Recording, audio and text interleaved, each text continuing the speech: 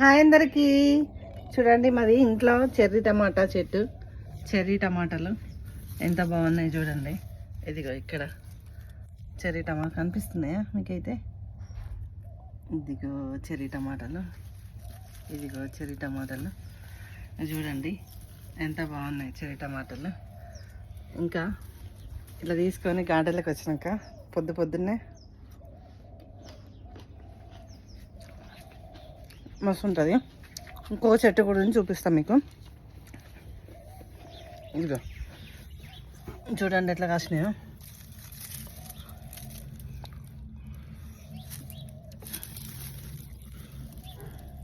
ఇంకా ఇవన్నీ అవే మగ్గినాయి, తీయాలి.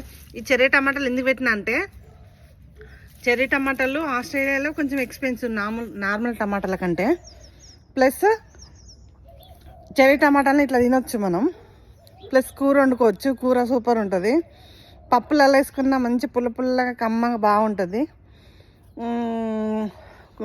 దేంట్లో చికెన్లలో వేసుకున్న చాలా బాగుంటుంది. అందుకే ఈసారి చెర్రీ టమాటాలు పెట్టిన. ఇంకొకటేమో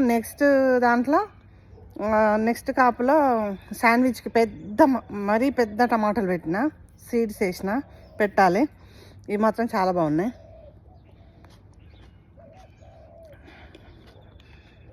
ఇట్లా పెట్టుకోండి, బాగుంటుంది.